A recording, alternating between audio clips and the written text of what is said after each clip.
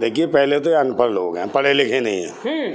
पहले इन्हें पता करना चाहिए कि मुसलमानों को आरक्षण ही कहाँ है। हाँ। मतलब मुसलमानों को कोई आरक्षण नहीं है देश में। अच्छा। ना ही दिया गया है, ना कोई आरक्षण है। तो कौन से आरक्षण की बात कर रहे हैं? क्या इनका बाप दे गया था मुसलमानों को आरक्षण? मुसलमान के जीजा हैं, समझे? जीजाओं के पीछे साले पड़े रहते हैं, और पढ़े हैं तो कोई दिक्कत नहीं। पढ़े तो क्या है? मंदिर क्या है? मंदिर का ये मंदिर किसका है? मंदिर से रोजी रोटी मिलेगी, रोजगार मिलेगी। अस्सलाम वालेकुम दोस्तों, मैं हूं शारिफ खान। आज मैं आपको नंदा भाई राजपूत से मिलवाने वाला हूं, जो भारतीय फौजी हैं, भारतीय सेना के जवान रहे हैं।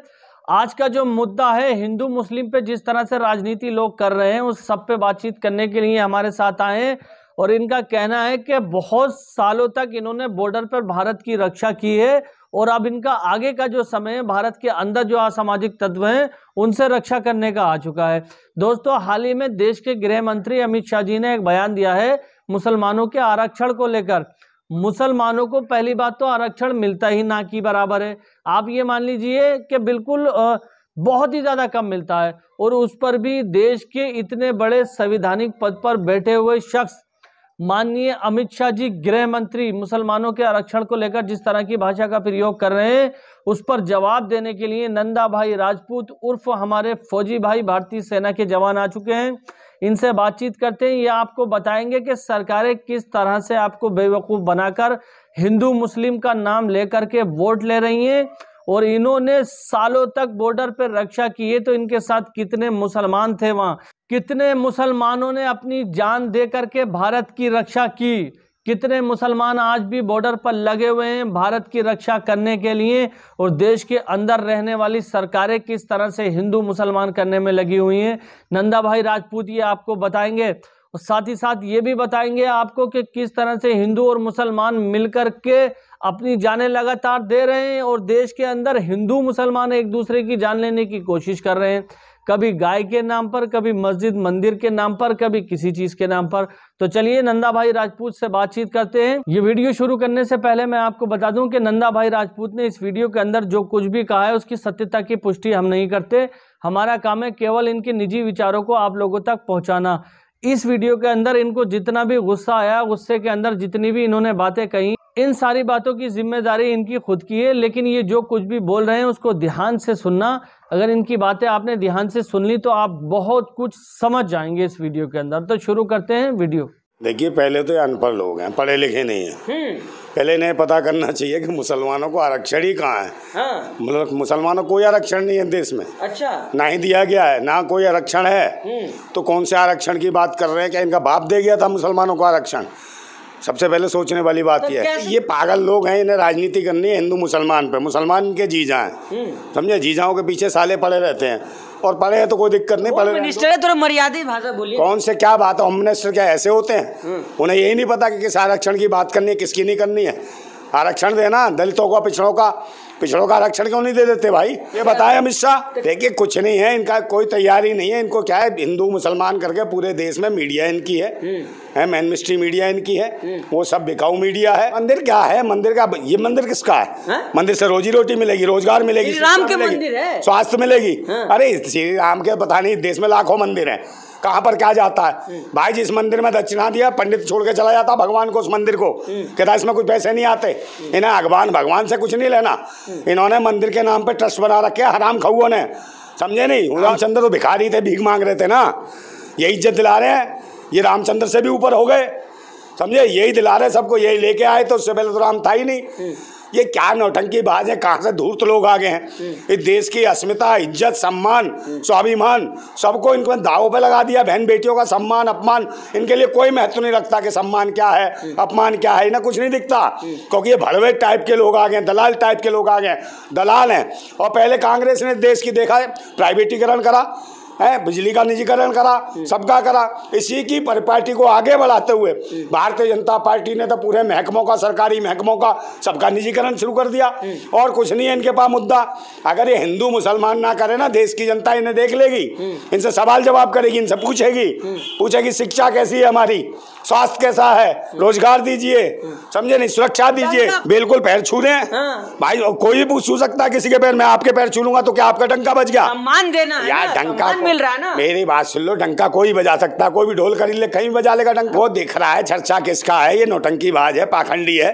भारत में स्थिति देखो ना, रोजगार की स्थिति क्या है, महंगाई क्या है, 2000 का नोट इन्होंने पैदा करा, इन्होंने कत्ल कर दिया, ये स्थिति देखो इनकी। आप ये दर देखो ना, महंगाई कितनी बड़ी हो गई। 14 रुपए किलो आटा था, 14 से 40 रुपए बिक रहा है। तेल देखो, चीनी देखो, दालें देखो, और तो नमक जैसी चीजों पे जीएसटी लगा दी इन्होंने।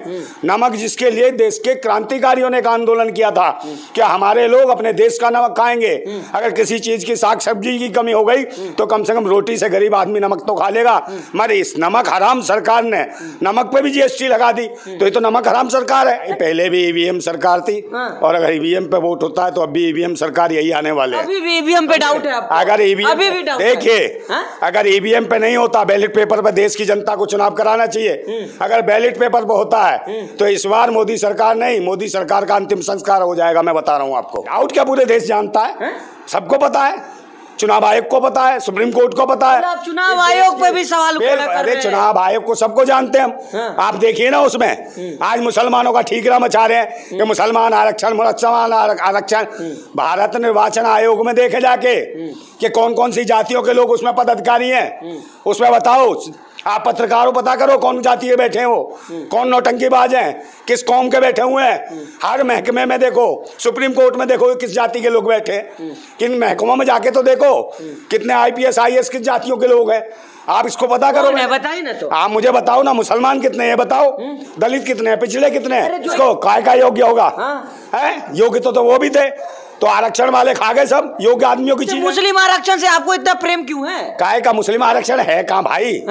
हमेशा ऐसा ही बोल रहे हैं। अरे वो यार बुद्धू बनाओ कार्यक्रम है इनका।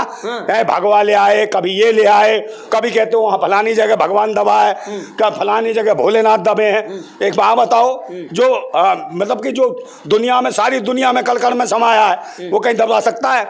और ये बता रहे दबा है। ये साले इतने चूतिए हैं, इन मूर्खों को आवाज देता भगवान के हम यहाँ दबे हैं, हमें निकाल लो।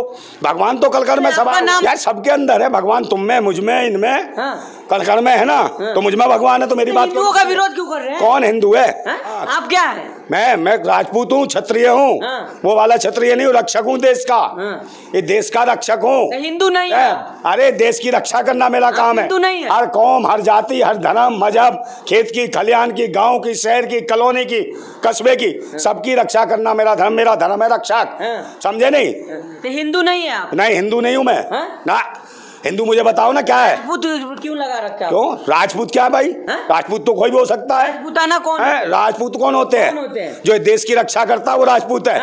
जो देश की रक्षा करने में वो आगे आता है वो राजपूत है। समझे? जो रक्षक है देश का वो राजपूत है। अच्छा ठीक है, रक्षक थोड़ी राजपूत हो जाएंगे। ये चिल्लर खटमल जो उठा रहे, चूतिया बना रहे देश को, इसका आरक्षण, उसका कहाँ आरक्षण मुसलमानों को? किसको आरक्षण है? पहले पढ़े तो सही, संविधान तो पढ़े कि मुसलमानों का आरक्षण मिला हुआ भाई। तो 24 का मुद्दा क्या होगा? मुस्लिम आरक्षण 24 में हटना चाहिए। अरे जो आरक्षण है ही नहीं, जो चीज है ही नहीं, सांप को आप रस्सी बना के राजनीति करोगे तो इससे देश थोड़ी चलेगा। ये सांप को, मतलब रस्सी को सांप बना रहे हैं, समझे? इससे आरक्षण कोई नहीं मुसलमान को, ये लोगों को मूर्ख बनाने का काम कर रहे हैं। और लोगों से उल्टा पूछ रहे हैं, बताइए मुसलमानों को आरक्षण होना चाहिए कि नहीं होना चाहिए, यही तो पूछ रहे हैं। ये थोड़ी कह रहे हैं कि मुसलमानों को आरक्षण है, वो कह रहे हैं मुसलमानों को आरक्षण होना चाहिए कि नहीं होना चाहिए, हिंदुओं को भड़काने के लिए। और कुछ चिल्लर खटमल इन्हीं के आ जाएंगे, वो लाल पीले रंग लगा के, हरे गुलाबी, साला कोई पोत पात के कुछ भी रंग लगा के और चिल्लाएंगे, समझे? वो भूत से जो वही चैनल पे चिल्लाएंगे शाम को, सालों की शक्लें देख देख के बच्चे डरते हैं उनकी। तो दोस्तों, फौजी भाई की वीडियो आपने देखी। ये वीडियो देखकर आपको कैसा लगा कमेंट में जरूर बताएं। इनका कहना है कि इस देश के अंदर मुसलमानों को एक तो आरक्षण मिलता ही कहाँ है, और जो थोड़ा बहुत कहीं भी आरक्षण की कोई एक पॉइंट, कोई बिंदु है, उसको ख़त्म करके दूसरे लोगों को आप कैसे दे सकते हैं? भारत एक संवैधानिक देश है और यहाँ पर हर एक चीज़ संविधान के मुताबिक चलती है। तो आप लोगों को बेवकूफ़ बनाने के लिए कैसे कह सकते हैं कि आप मुसलमानों का आरक्षण ख़त्म कर देंगे? हाल ही में अभी पीछे में कर्नाटक के अंदर चुनाव हुए हैं, तो वहाँ भी आपने देखा होगा कि अमित शाह जी ने बयान दिया था कि मुसलमानों को आरक्षण ख़त्म करके SC ST समाज के लोगों को दे दिया जाएगा। लेकिन कर्नाटक की जनता नेताओं के इस भाषण को समझ चुकी है कि ये चुनावी ओनली भाषा होती है, चुनाव से पहले इस तरह की भाषा का प्रयोग किया जाता है। कर्नाटक के अंदर जिस तरह से भारतीय जनता पार्टी को हार मिली है क्या 2024 के इलेक्शन में केंद्र सरकार में भी इस तरह की हार मिल सकती है? आप लोग कमेंट में बताना, क्या भारत की जनता ऐसे बयानों को समझ चुकी है या आज भी ऐसे लोग बैठे हुए हैं जो नेताओं के बहलाने फुसलाने पर आ जाते हैं? 5 साल में एक बार एक नेता किसी गांव के किसी शहर के अंदर आ करके 2 बातें 2 भाषण आपको बोल करके चला जाता है और अगले 5 साल तक आप इंतजार करते हैं कि अगर इसने ये जो कुछ बोला है इस पर ये खरा नहीं उतरा तो इसको जवाब दिया जाएगा। लेकिन जैसे ही अगला 5 साल आपके पास आता है तो आप सब कुछ पिछली बातें भूल जाते हैं। ये भूलने वाला रवैया जब तक किसी देश के लोगों में रहता है उसकी तरक्की नहीं होती है। इसलिए जो कुछ भी आपसे पिछले चुनाव के अंदर कहा गया था उस पर जोर डालिए। क्या वो वादे, क्या वो मुद्दे पूरे किए भारतीय जनता पार्टी की सरकार ने? अगर किए तो ठीक है और नहीं किए तो क्या करना है, आप लोग समझदार हैं। कोई भी व्यक्ति, किसी भी समाज का व्यक्ति हो, हिंदू हो, मुस्लिम हो, क्रिश्चियन हो, जब तक फाइनेंशियली स्ट्रांग नहीं होगा, जब तक उसके पास पैसा नहीं होगा तब तक अपनी बेहतर जिंदगी वो नहीं गुजार सकता। समाज में रहने के लिए हर कदम कदम पर पैसे की ज़रूरत होती है। तो फिलहाल आप लोग बाकी समझदार हैं। अगर आप हमारी वीडियो में पहली बार आए हैं तो चैनल को सब्सक्राइब करके बेल आइकन पर ऑल का बटन सेलेक्ट कर देना और इंशाल्लाह इसी तरह की मैं वीडियो और भी लाता रहूँगा। तो दुआओं में याद रखना अपने भाई को। तब तक इजाज़त दीजिए। खुदा हाफिज़। जय हिंद, जय भारत।